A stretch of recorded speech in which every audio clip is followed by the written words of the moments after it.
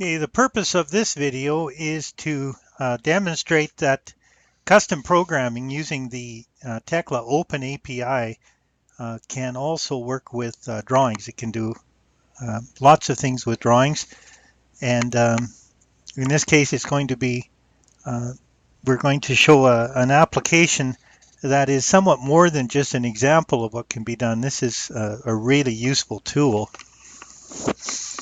Um, and so the application is going to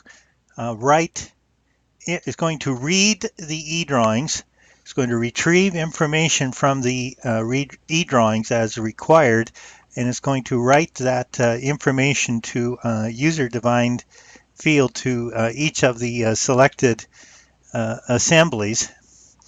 And I'm just going to show an example that we did here by hand, manually.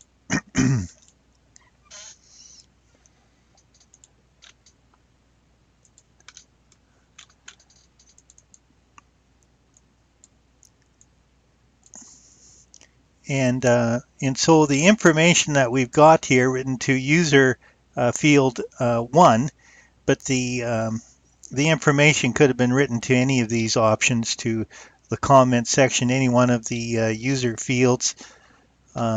It could have been written to um, any of these notes, but in this particular case, we wrote it to user field 1. Could have been written to a note, but what we did here is we wrote it to user field 1.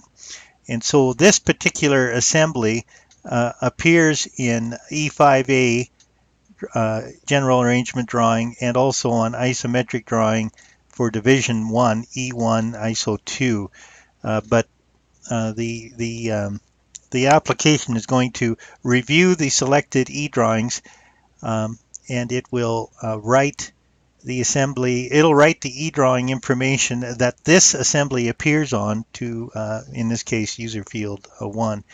Now, just why is this necessary? Well, it's not necessary on all projects, but on these larger projects, like this one, this job had 40 PCNs. There was change after change. There were changes on changes, and we ended up with 179 e-drawings. And so there was multiple revisions of the e-drawings, and the erector had a stack of e-drawings, I'm not exaggerating, a foot thick on his desk. And so he would have an assembly at the site, and he has to say, okay, we know that this assembly is marked with this mark, but where does it go? And so then he's searching through all of these e-drawings, taking too much time. And so it's very helpful to, I'm just going to open up this is the e-drawing for that part that we entered in manually. It's very helpful to have a comment on the assembly that saying that this referred to e-drawing E5A or ISO E1, ISO 2, the name of the e-drawings. Now, this comment could be part of your title block. It could be part of the properties of the drawing. It can be done anyway that you prefer, but the goal was to get. So here's in this case we got the comment. This is an associative note, and it's referred to e-drawing. That's where this comes from, and user field 1. So this is a great thing, but like there's 5,000 assemblies on this project. There's 100 and I think over 150. I think there was 170 some e-drawings. So how do you do this? It's all great, but how do you do it? Well, this is where the Tekla Open API is really useful. So now I'm just going to show you we have to kind of minimize it just for the time that we've got here. So I'm just going to show the portion of the project that was sequence 1 or division 1. And if I just select those e-drawings or assembly marks, I'll just see how many assemblies there are. There were quite a few.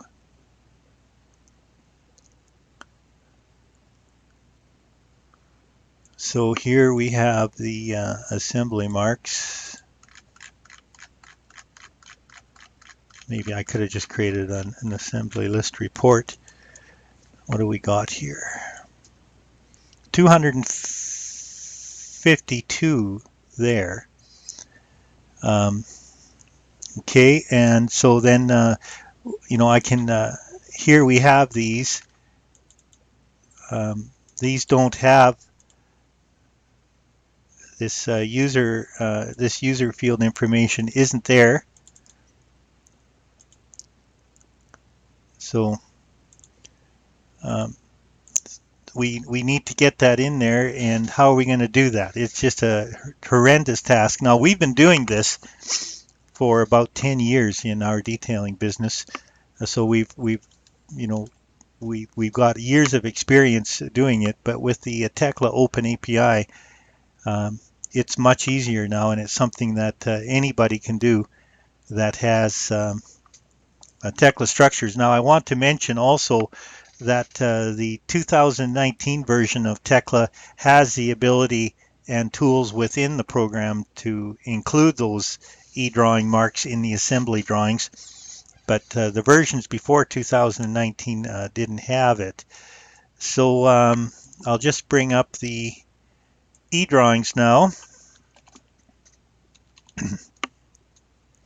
So what we're going to do here is that I want to, in the model, I want to select these. Okay, so they're selected. And now in the drawings list, I'll select the drawings that we want to work with, e-drawings. I got to see it here on a full screen. There they are.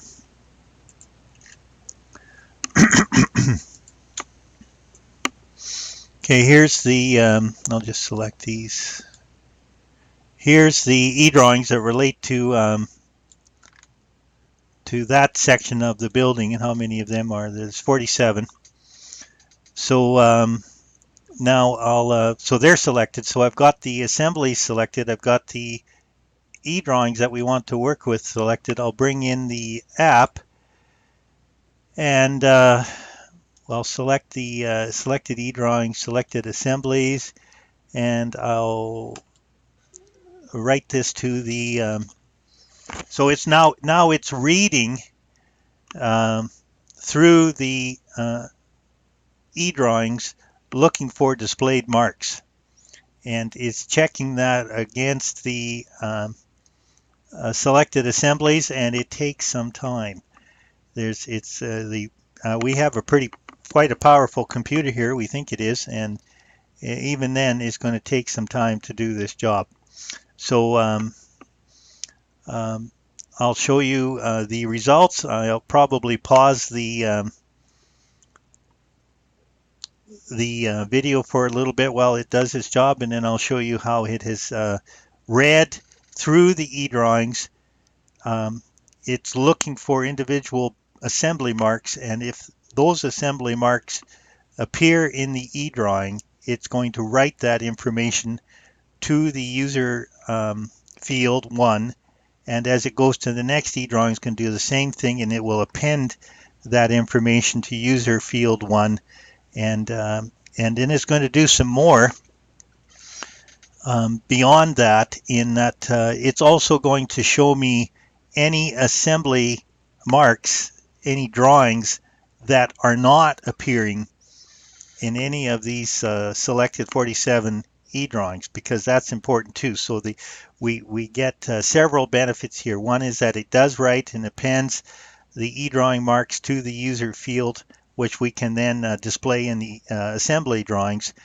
But it's also going to confirm that we have each mark properly displayed so that the erector can see it. And if the assembly mark is not appearing in knee drawing, it's going to create a comment that brings that to our attention. So the video is already going 10 minutes. I'll just pause it here while it finishes its work.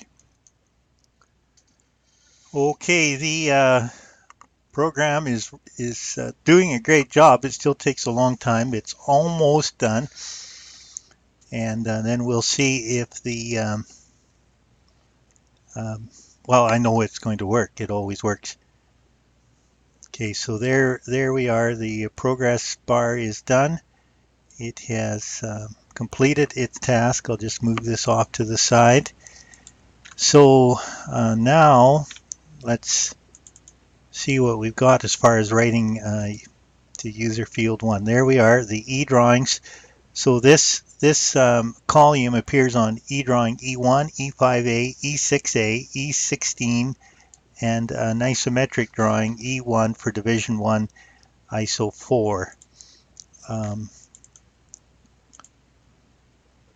Okay, this one appears on E1, E5A, E14, E1, ISO 4.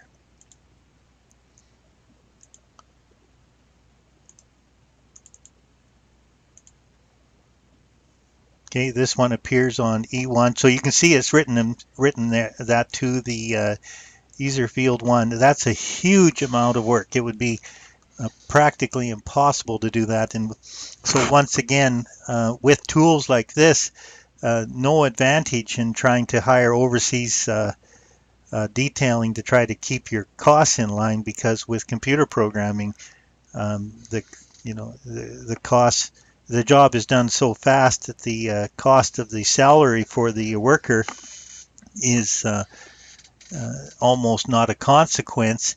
And that's why we say that with computer programming, you can have the lowest costs in the world. And quite frankly, the industry is cost driven, it's time driven, so these things are necessary. Now, when we go to the we could have these appear in the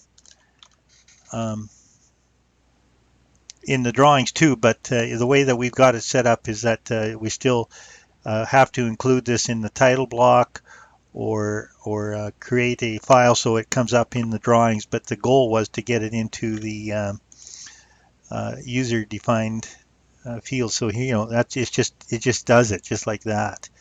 And once again, Tekla 2019 does this, but the previous versions of Tekla didn't. And I think this isn't just a demonstration of a potential task that custom programming with the Tekla Open API can do, but it's a really useful tool.